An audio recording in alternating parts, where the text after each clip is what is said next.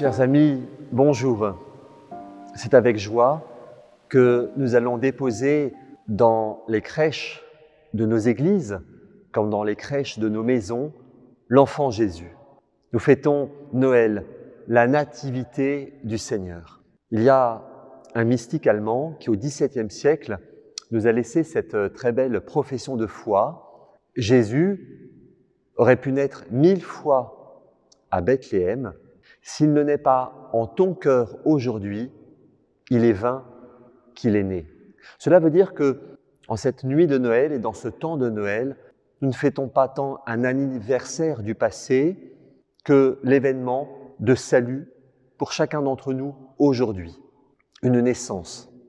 C'est ce qu'il y a de plus commun à toute notre humanité et c'est par ce chemin que Dieu a voulu nous rejoindre et que Dieu a voulu se manifester comme un sauveur proche de chacun d'entre nous. Il a voulu se manifester à travers un enfant, quelqu'un qui ne parle pas, lui, Dieu, le Verbe, qui se fait chair. Il commence par se manifester à travers un enfant, dans un enfant, qui ne parle pas, pour que Dieu, nous donnant sa parole, dans une forme aussi de silence, nous puissions à notre tour l'apprendre. Si Dieu, à travers l'enfant qui naît, se tait, c'est pour que Dieu nous donne la parole et que nous puissions lui répondre et dire avec lui les merveilles de Dieu.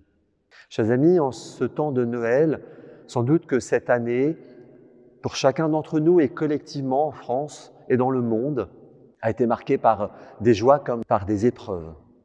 Que l'enfant que nous venons de déposer, que ce Dieu qui naît en chacun d'entre nous, individuellement, ce Dieu qui se veut être proche de nous et qui nous donne la parole, eh bien, que cette fête de Noël, que ce Dieu qui vient naître en nous puisse nous apporter la lumière, la joie et l'espérance.